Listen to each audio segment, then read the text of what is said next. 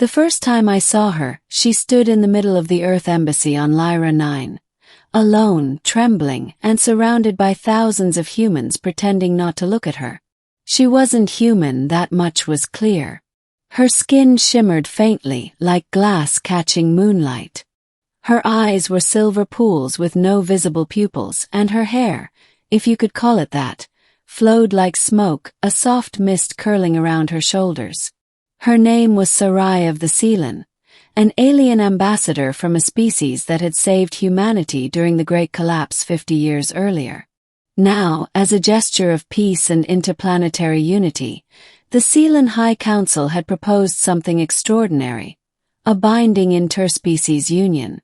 In plain Earth terms, a marriage. But no one wanted her.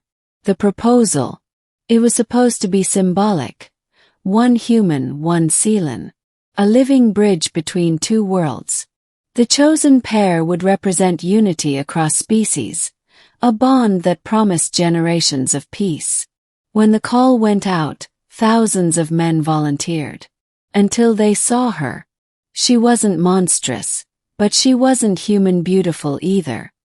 Her voice echoed in the air like a chorus of whispers, and her gaze made people uneasy, as if she could see through thoughts instead of faces. Some claimed they felt their memories stir when she looked at them, as though she could touch minds. Rumors spread that a Sealan's touch could unravel a human's sanity, that their blood glowed with cosmic radiation, that any union would end with the human half losing his soul. So the volunteers withdrew, one by one. By the day of the ceremony, the hall was empty, except for her, me, the step forward. My name is Eli Mercer, a xenobiologist stationed on Lyra 9 for 2 years. I wasn't brave or foolish, just curious. When I looked at Sarai, I didn't see danger.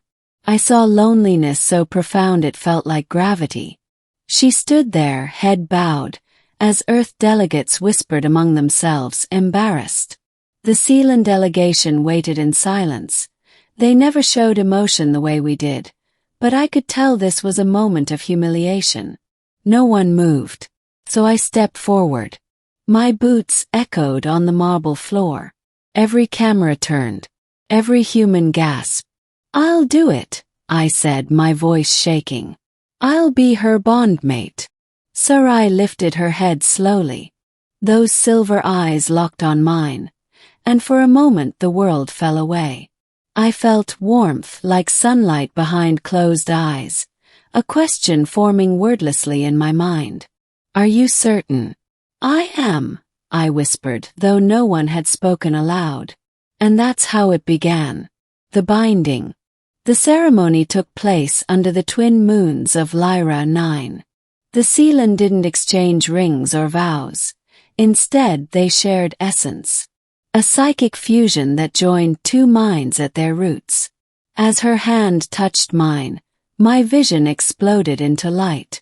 Memories, sensations, entire lifetimes poured through me in seconds. The Sealan homeworld of Vera, crystalline forests under violet skies, the sound of their oceans humming with energy. I felt her people's sorrow, their fear of extinction after saving ours, their hope that humanity might understand them. When it ended, I collapsed. My mind burned with too many voices. But I heard her, clear as thought. "You are still yourself," she said inside me. "You did not break." "I'm fine," I managed aloud. "Just adjusting." And then she smiled. The first time anyone had ever seen a Sealan smile. Life with Sarai.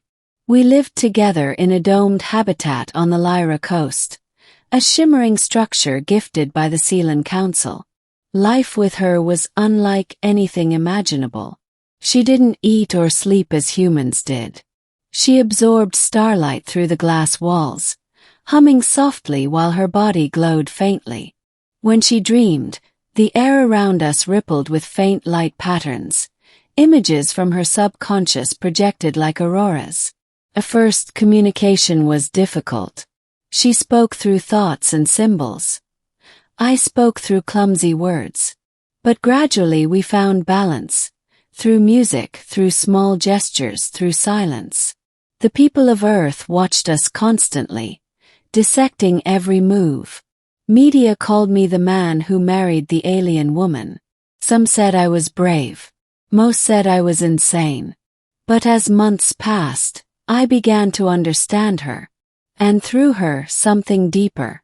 What it truly meant to be seen without boundaries. She never judged. Never lied. She could feel my emotions before I could name them. When I was afraid, she would hum softly until the fear melted. And sometimes when the night was quiet, she'd let me see her memories. Entire constellations of thought, drifting like stars through her mind. That's when I fell in love. Not the kind of love that burns, but one that expands. The secret. One evening she told me the truth. The Seelen are dying, she said, her voice resonating in both sound and thought. Our form cannot survive long away from Vera. The council hoped that bonding with a human might stabilize us.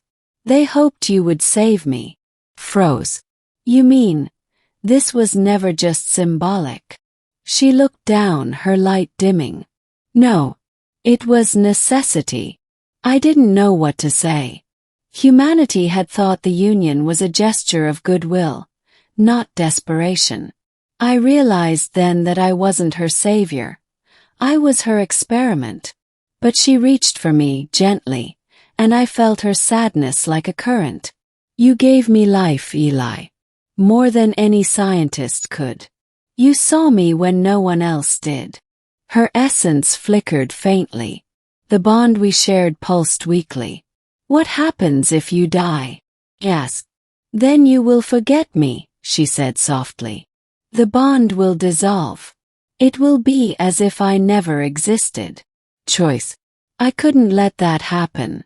Over the next weeks, I worked obsessively, using human biochemistry and Seelen energy samples to stabilize her form. I slept in the lab, driven by love and desperation. But nothing worked. Her body began to fade like mist in sunlight. On the final night, she came to me one last time. Eli, she whispered inside my mind, your heart burns too brightly. I cannot hold on to it. I won't lose you, I said. You already have, she smiled faintly.